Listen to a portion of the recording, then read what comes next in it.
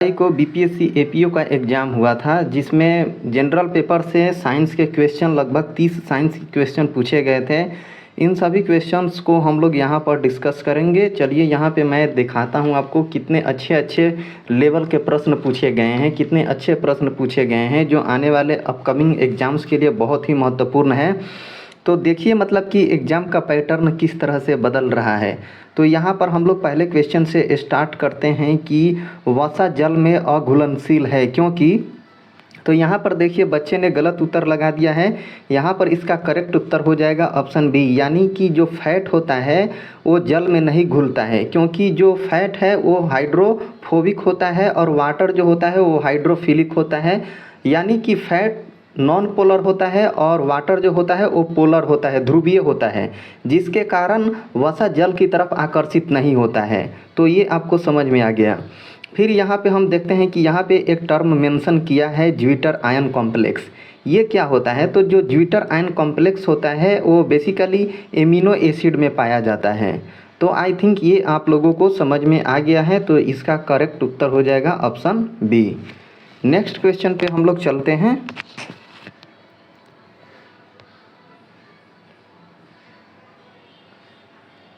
अगला क्वेश्चन है कि लिस्ट 1 को लिस्ट 2 से मैच करना है यहाँ पर। तो पहला है कि यहाँ पर जी बढ़ता है, तो जी का मान है वो कब बढ़ता है? तो हम जब इक्वेटर से पोल की ओर जाते हैं तो हमें जी का मान बढ़ता हुआ दिखाई देता है, यानी कि यहाँ पर हमारा पहले से हम दूसरा को मैच करेंगे, ठीक है। फिर कह रहा है जी घटता है, तो जी का मान तब घटता है जब हम अर्थ सरफेस से या तो ऊपर जाते हैं या नीचे जाते हैं। यानी कि अर्थ सरफेस से या तो ऊपर जाएं या नीचे जाएं, जी का मान हमेशा घटता है। तो यहाँ पर इसको हम तीसरे से मैच कर देंगे। फिर है यहाँ पर कि जी स्थिर रहता है, तो जी स्थिर कब रहता है? या तो अनंत पे रहता है या शून्य के बराबर होता है। तो यहाँ पे हम इसको इससे मैच कर देंगे। तो यहाँ पर चलिए देखता हूँ कि ऑप्शन में क्या क्या दिया गया है। तो यहाँ पर इसका करेक्ट उत्तर हो जाएगा ऑप्शन नंबर ए, यानी बच्चे का ये वाला जो प्रश्न है उसने सही अटेम्प्ट किया है।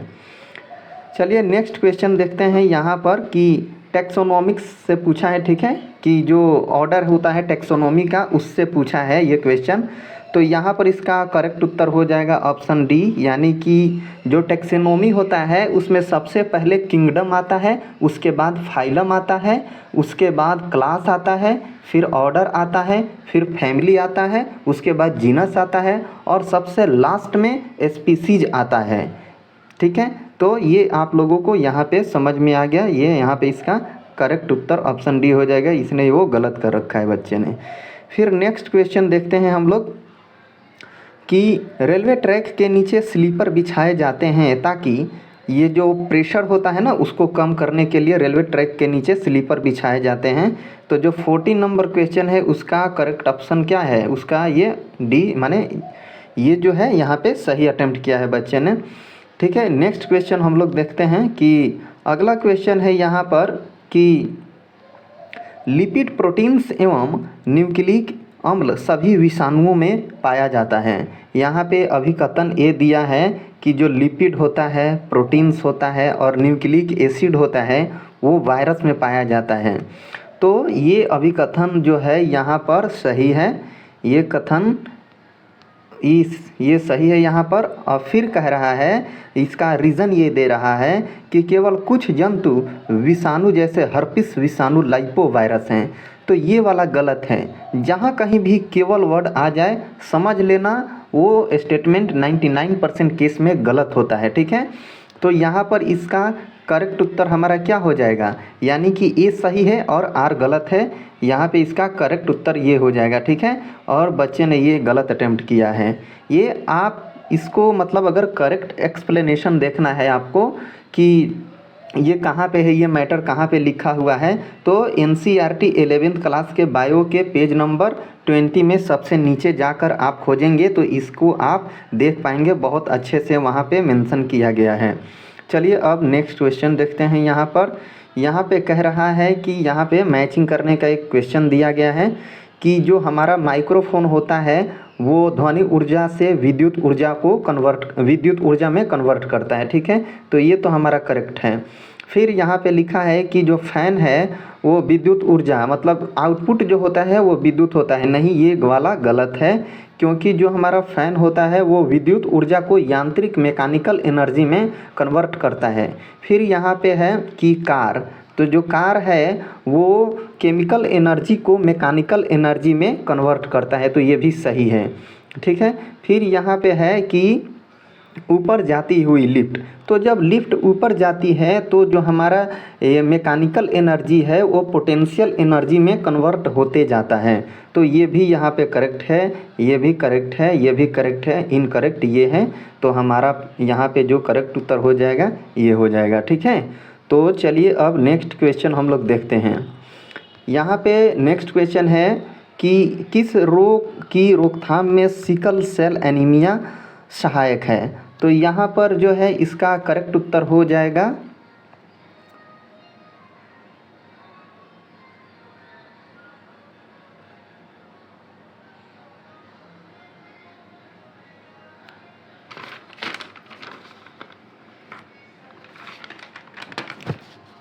बाईस नंबर क्वेश्चन है यहाँ पर। नेक्स्ट क्वेश्चन है यहाँ पर कि किस रोग की रोकथाम में सिकल सेल एनीमिया सहायक है। तो यहाँ पर हमारा करेक्ट उत्तर जो है ऑप्शन ए हो जाएगा, मलेरिया हो जाएगा। दरअसल मलेरिया जो है वो प्रोटोजुआ से होने वाला रोग है। ठीक है। और ये किसके कारण होता है, प्लाज्मोडियम फैल्सीपारम के कारण होता है। ठीक है। और जो थैलेसीमिया है वो ब्लड से रिलेटेड एक जेनेटिक डिसऑर्डर है। यहाँ पे बच्चे का उत्तर गलत है, उसने गलत उत्तर मार्क करा है। तो थैलेसीमिया है वो जेनेटिक डिसऑर्डर होता है। ठीक। और फिर बात करते हैं यहाँ पर हीमोफीलिया, तो ये भी ब्लड से रिलेटेड एक जेनेटिक डिसऑर्डर है, जिसमें हम क्या देखते हैं कि ब्लड का जो है वो क्लॉटिंग नहीं बनता है। ठीक है। तो यहाँ पे ये हो जाएगा, इसको भी एक्सप्लेन कर दिया। तो और एनीमिया जो है वो तो खून की कमी है, तो ये तो नहीं होगा। यहाँ पे एनीमिया खून की कमी से रिलेटेड है। तो यहाँ पे जो इसका करेक्ट उत्तर हो जाएगा कि किस रोग की रोकथाम में सिकल सेल एनीमिया सहायक है, तो वो हो जाएगा मलेरिया। ठीक है। यानी कि जो कोई भी व्यक्ति अगर वो सिकल सेल एनीमिया से पीड़ित है तो उसको मलेरिया शायद ही कभी हो, यानी कि नहीं के बराबर होता है। और सिकल सेल एनीमिया में जो हमारा आरबीसी होता है वो कैसे हो जाता है, कुछ इस तरह से हो जाता है, हाशिए की तरह हो जाता है। ठीक है। तो ये यहाँ पे आई थिंक आप लोगों को समझ में आ गया होगा। नेक्स्ट क्वेश्चन है यहाँ पर हमारा कि आर्किमिडीज सिद्धांत के अनुप्रयोग के संदर्भ में दो स्टेटमेंट दिए गए हैं और उसको कंसीडर करना है। पहला है कि लैक्टोमीटर का उपयोग दूध की शुद्धता पता करने के लिए किया जाता है, तो ये तो करेक्ट है। फिर यहाँ पे कह रहा है कि हाइड्रोमीटर का उपयोग द्रवों का घनत्व पता करने के लिए किया जाता है, तो ये भी यहाँ पर करेक्ट है। आइए इसको अब थोड़ा सा मैं एक्सप्लेन कर देता हूँ। जो लैक्टोमीटर और हाइड्रोमीटर है ये दोनों हैं आर्किमिडीज के प्रिंसिपल पे मतलब बेस्ड है। ठीक है। अब हम बात करते हैं कि ये जो लैक्टोमीटर है और हाइड्रोमीटर है ये काम कैसे करते हैं। अब आइए मान लेते हैं किसी ने दूध में पानी मिला दिया, तो जब दूध में वो पानी मिलाएगा तो जो उसका घनत्व होता है, डेंसिटी होता है, वो घट जाता है। ठीक। यदि दूध का घनत्व अधिक है यानी उसमें पानी नहीं मिला है तो उच्च घनत्व के कारण दूध अधिक उत्प्लावक बल लगाता है, जिससे लैक्टोमीटर दूध में कम डूबता है। ठीक है। और यही जो सेम प्रोसेस है वो हम हाइड्रोमीटर के साथ भी देखते हैं। तो आई थिंक आप लोगों को यहाँ पे ये पता चल गया, ये समझ में आ गया। तो दोनों स्टेटमेंट यहाँ पे सही है, तो यहाँ पर हमारा इसका करेक्ट उत्तर हो जाएगा ऑप्शन ए, यानी दोनों स्टेटमेंट सही है। फिर नेक्स्ट क्वेश्चन पे देखते हैं हम लोग। नेक्स्ट क्वेश्चन यहाँ पे दिया गया है कि प्राकृतिक रूप से पाए जाने वाले अम्ल को उसके स्रोत के साथ सुमेलित कीजिए।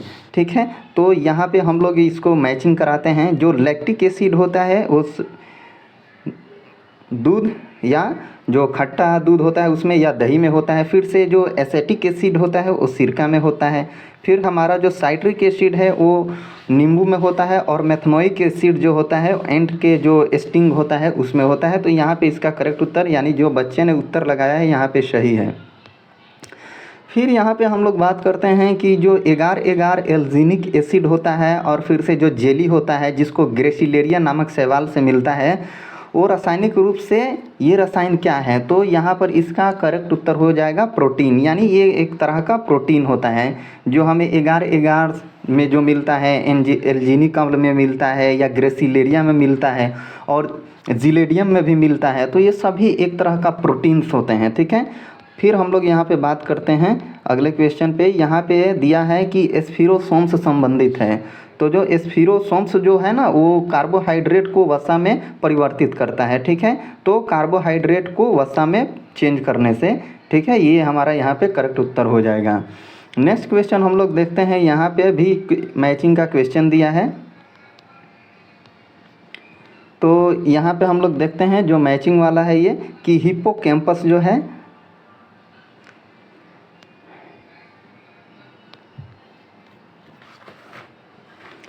नेक्स्ट यहाँ पे जो मैचिंग का एक क्वेश्चन दिया गया है, ये बच्चे ने सही मैचिंग करा है। यहाँ पे इसका ये करेक्ट उत्तर सी हो जाएगा, ये सही है यहाँ पे उसका। फिर हम लोग नेक्स्ट देखते हैं कि लंबे समय तक वायुमंडल के संपर्क में रहने पर चांदी के आभूषण काले क्यों पड़ जाते हैं। क्योंकि जब चांदी को खुले मतलब वायु में रखा जाता है तो जो मौजूद हाइड्रोजन सल्फाइड के साथ अभिक्रिया करता है और सिल्वर सल्फाइड की परत बना देता है। तो ये अभिक्रिया होती है, ये यहाँ पे इसका करेक्ट उत्तर हो जाएगा। फिर नेक्स्ट हम देखते हैं। यहाँ पे नेक्स्ट क्वेश्चन है कि इंडोक्राइन ग्लैंड्स से कुछ मैचिंग का क्वेश्चन दिया है। यहाँ पे सबसे पहले देखते हैं कि जो एडेनोहाइपोफाइसिस है और न्यूरोहाइपोफाइसिस है, ये दोनों पीयूष ग्लैंड के जो पार्ट होते हैं, पीयूष ग्लैंड को दो पार्ट में बांटा गया है, जिसमें एडिनोहाइपोफाइसिस होता है और जिससे कौन कौन सा ग्लूटानाइजिंग ग्रोथ हार्मोन, पीआरएल, प्रोलेक्टिन और थायराइड निकलता है, फिर से एसीटीएच निकलता है, फिर से ल्यूटिनाइजिंग हार्मोन निकलता है। और यहाँ पे जो हमारा है न्यूरोहाइपोफाइसिस, उससे केवल एमएसएच का स्राव होता है, ठीक है। तो यहाँ पे कौन कौन सा करेक्टली मैच है, तो और पिनियल ग्लैंड से हमें मेलाटोनिन निकलता है, तो ये तीनों तो मैच है, ठीक है। फिर यहाँ पे हम एड्रिनल ग्लैंड की बात करते हैं। तो एड्रिनल ग्लैंड से एड्रेनोकार्टिकोट्रोफिक हार्मोन नहीं निकलता है। एसीटीएच जो होता है वो हमें पीयूष ग्लैंड से देखने को मिलता है।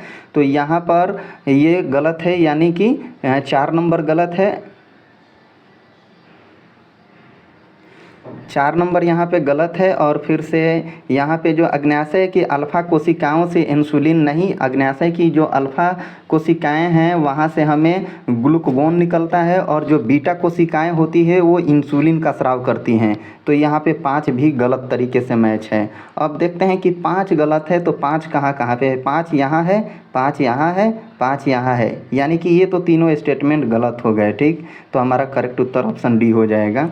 नेक्स्ट क्वेश्चन पे देखते हैं कि 53 नंबर क्वेश्चन है यहाँ पर हमारा कि संतुलित बल लिस्ट 1 को लिस्ट 2 से मैच करना है। लिस्ट 1 है और लिस्ट 2 है, इन दोनों को मैचिंग कराना है। तो जो है हमारा कि संतुलित बल है वो उसको किससे मैच कराएंगे हम। ये त्वरण 0 है, ठीक है, यहाँ पे A का 3 हो जाएगा। फिर कह रहा है कि असंतुलित बल यानी गैर शून्य त्वरण है, ठीक है। फिर संपर्क बल है जो हमारा यहाँ पे घर्षण बल हो जाएगा, और असंपर्क बल हो नॉन कांटेक्ट फोर्स हो जाएगा यहाँ पे, यानी कि ग्रेविटेशनल फोर्स। तो ये हमारा यहाँ पे मैचिंग शायद बच्चे ने यहाँ पे ये सही किया है, तो ये यहाँ पे सही मैचिंग है। नेक्स्ट हम लोग देखते हैं यहाँ पर कि यहाँ पे अरे यार मैचिंग से कितना क्वेश्चन दिया है। यहाँ पे हम देखते हैं कि जो विखंडन होता है वो अपचयी क्रिया है। फिर से जो निर्माण होता है उपचयी क्रिया है। डीएनए होता है जो सूचना भंडार गृह होता है। और प्रोटीन और स्टार्च जो है वो मतलब कि बृहद अणु है, ठीक है। और यहाँ पे एटीपी जो है वो एनर्जी करेंसी है। तो यहाँ पे इसने भी यहाँ पे ये करेक्टली मैच है, ये इसका करेक्ट उत्तर हो जाएगा। फिर हम लोग देखते हैं यहाँ पे कि 59 नंबर है। यहाँ पे कुछ स्टेटमेंट दिया है जिसको कंसीडर करना है। तो ऊष्मा उच्च तापमान से निम्न तापमान की ओर प्रवाहित होती है, ये तो सही लिखा है। यहाँ पर परम शून्य ताप 0 होता है, 0 केल्विन होता है, सही है। विकिरण निर्वात में संचरित नहीं होता है, ये गलत है, विकिरण निर्वात में संचरित होता है। चालन के लिए भौतिक माध्यम आवश्यक है, ये भी करेक्ट है। तो यहाँ पे कौन कौन से स्टेटमेंट करेक्ट हैं, जे के एम करेक्ट है, यहाँ पे इसी करेक्ट उत्तर हो जाएगा यहाँ पे।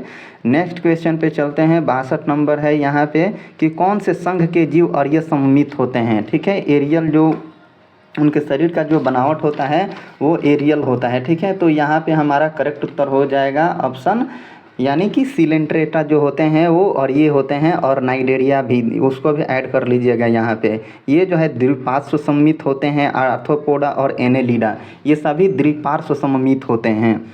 फिर नेक्स्ट है यहाँ पर हमारा कि आग के प्रकार को सबसे उपयुक्त अग्निशामक के साथ सुमेलित करना है। तो जो लकड़ी और कागज़ की आग होती है उसको हम पानी से बुझा देते हैं।